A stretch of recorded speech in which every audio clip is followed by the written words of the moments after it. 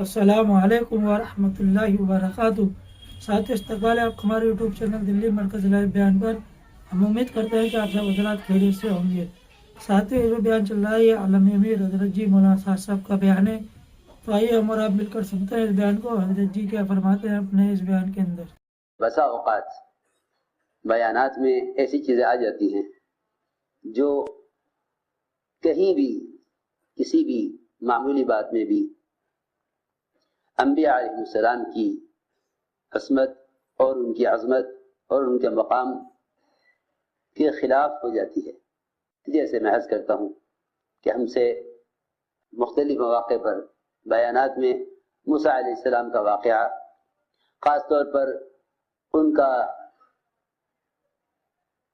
انفرادی عبادت میں مشغول ہو جانا، اس بارے میں بیان ہوا ہے۔ کوئی بھی ایسی بات جس سے انبیاء علیہ السلام کی عظمت اور ان کی عصمت اور انبیاء علیہ السلام کے کام پر رائی کے دانے کے برابر بھی کوئی خطا یا غلطی کا شائبہ بھی ہو، اس سے ہمیشہ رجوع کرنا چاہیے، اس سے ہمیشہ رجوع کرنا چاہیے۔ اس واقعے میں کیونکہ اس بات کا یقینی طور پر اس طرف ذہن جاتا ہے کہ نعوذ باللہ موسیٰ علیہ السلام کی قوم سے الگ ہونے کی وجہ سے گمراہی آئی، یہ بات نہ آئندہ بیان کی جائے اور نہ اس خطا کی تائید کے لیے کوئی کوشش کی جائے، بلکہ ایسی چیزوں سے احتیاط اور اجتناب برتنا چاہیے۔ اس میں تو کوئی شک نہیں کہ انبیاء علیہ السلام کی دو ذمہ داریاں ہوتی ہیں، دعوت اور عبادت، اور وہ دونوں میں پوری کوشش کرتے ہیں، دونوں میں پوری کوشش کرتے ہیں۔ اس بات کا شائبہ بھی نہیں آنا چاہیے کہ کسی ایک عمل کی کوشش سے خدا نہ کرے ان کے ایک کام کا نقصان ہو، ایسا ممکن نہیں ہے۔ اس لیے کہیں بیانات میں یہ بات آ گئی ہو تو ہم بھی اس سے رجوع کرتے ہیں اور ساتھیوں کو بھی اس میں احتیاط کرنی چاہیے۔ صحابہ کرام کتنی احتیاط کرتے تھے فتویٰ دینے میں، کتنی احتیاط کرتے تھے کسی بات کے جواب دینے میں۔ دوسری بات یہ ہے کہ اس بات کی تائید میں یا اس بات کو ثابت کرنے میں کوئی کوشش کرنا، یہ بھی غلط ہے، یہ بھی غلط ہے۔ جو چیز غلط ہے وہ غلط ہے، اس لیے اس سے یعنی اعتقاداً اور قولاً ہر طرح سے رجوع کرنا چاہیے۔ سنو، فرماتے ہیں معاذ بن جبل رضی اللہ تعالی عنہ کہ حضور اکرم صلی اللہ علیہ وسلم نے جب حضرت معاذ بن جبل رضی اللہ تعالی عنہ جو سید العلماء کہلاتے ہیں، سب سے زیادہ حلال حرام کے جاننے والے، بلکہ میں عرض کروں کہ اللہ جزائے خیر دے علماء حق کو کہ وہ اس طرح کی غلطیوں کی طرف متوجہ فرماتے رہتے ہیں۔ اس لیے بھی یاد رکھو کہ ہمیشہ اس طرح کی چیزوں میں علماء کے متوجہ کرنے پر ان کو اپنا محسن سمجھا کرو، ان کو اپنا محسن سمجھا کرو۔ اپنی بات کی تثبیت میں ان کو مقابل سمجھنا بڑی حماقت کی بات ہے۔ علماء کو اپنا محسن سمجھا کرو، اور یہ تو یقینی بات ہے کہ ٹوکنے والے کو ہمیشہ محسن سمجھو، ٹوکنے والے کو ہمیشہ محسن سمجھو۔ بلکہ صحابہ کرام تو ٹوکنے والوں کو تیار کرتے تھے، ٹوکنے والوں کو تیار کرتے تھے۔ معاویہ رضی اللہ تعالی عنہ 4 جمعہ اعلان کرتے رہے، مال ہمارا ہے، جس کو چاہیں گے دیں گے، جس کو چاہیں گے نہیں دیں گے۔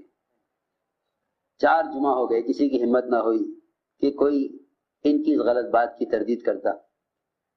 چوتھے جمعہ میں ایک بڑے میاں کھڑے ہوئے، کہا معاویہ غلط کہتے ہیں آپ، مال اللہ کے رسول کا ہے، ان کے حکم و طریقے کے مطابق خرچ ہوگا۔ معاویہ رضی اللہ تعالیٰ عنہ بڑے میاں کو اندر لے گئے۔ لوگوں نے کہا بس اب بڑے میاں کی شامت آ گئی، وقت آ گیا، کیوں بولے امیر کے سامنے؟ اندر جا کے دیکھا تو حضرت معاویہ رضی اللہ فرما رہے تھے احیانی احیاء اللہ، اس نے مجھے زندگی بخش دی ہے، اللہ اس کو زندہ سلامت رکھے، اس نے مجھے زندگی بخش دی ہے، ورنہ میں تو مر رہا تھا کہ جس ذمہ دار اور امیر میں کوئی ٹوکنے سے کوئی اس کے اندر کوئی خیر نہیں ہے.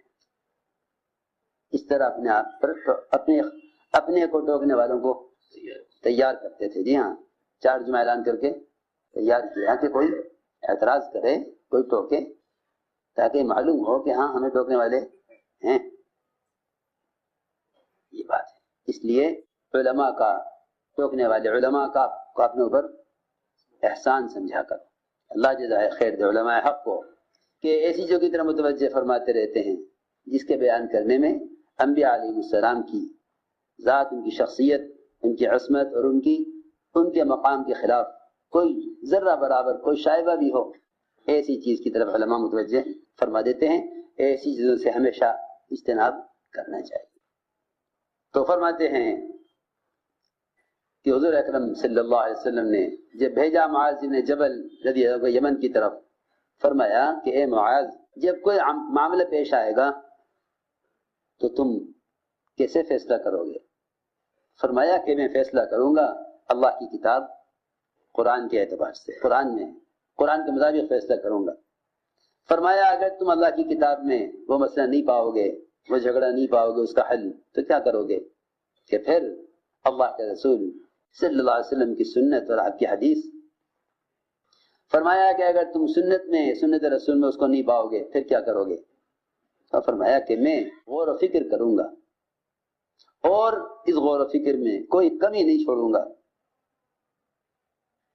اس غور و فکر میں کوئی کسر نہیں چھوڑوں گا، اس غور و فکر میں کوئی کمی نہیں کروں گا.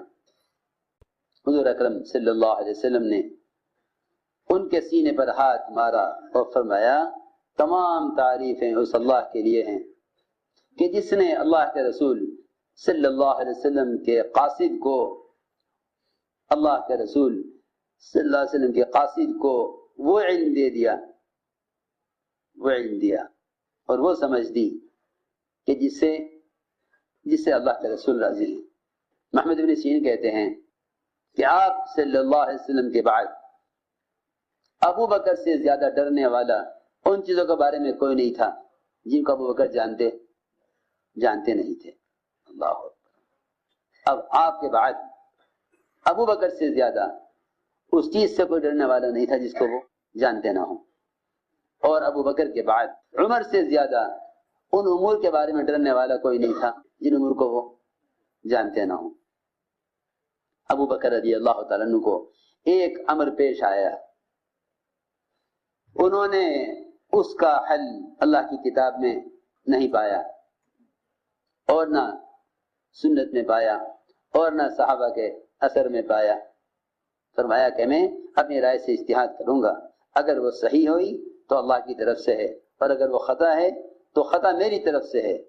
اس پر میں اللہ سے استغفار کرتا ہوں، اس پر میں اللہ سے استغفار بھی کرتا ہوں. شرح کہتے ہیں کہ عمر رضی اللہ تعالیٰ عنہ نے ان کو لکھا کہ اے شرح، جب تمہیں کوئی معاملہ پیش آئے گا تو تم اس میں اللہ کی کتاب قرآن کے اعتبار سے فیصلہ کرنا، اور اگر تمہارے پاس کوئی ایسا معاملہ آ جائے جو اللہ کی کتاب میں نہیں ہے تو تم فیصلہ کرنا کہ اس میں حضور اکرم صلی اللہ علیہ وسلم کی سنت، آپ کا طریقہ کیا ہے. اگر ایسا معاملہ پیش آ جائے جو نہ اللہ کی کتاب میں ہے نہ اللہ کے رسول کی سنت میں ہے تو پھر اس پر فیصلہ وہ کرنا جس پر امت کا اجماع ہے. امت کا اجماع ہے، جس پر امت کا اجماع ہے اس کے مطابق فیصلہ کرنا، جس پر امت کا اجماع ہے. تو ساتھ یہ تھا بیان عالمی امیر حضرت جی مولانا سعد صاحب کا. اس بیان کے متعلق آپ کی جو بھی رائے ہو آپ اپنے رائے ہمارے ساتھ ضرور شیئر کریں. تو پھر ملیں گے اسی طرح اور کوئی نئے بیان اور کوئی نئی اپڈیٹ کے ساتھ. جب تک آپ حضرات اپنی دعاؤں میں ہمیں یاد رکھنا. اب آپ لوگ ہمیں دے اجازت. السلام علیکم ورحمۃ اللہ وبرکاتہ.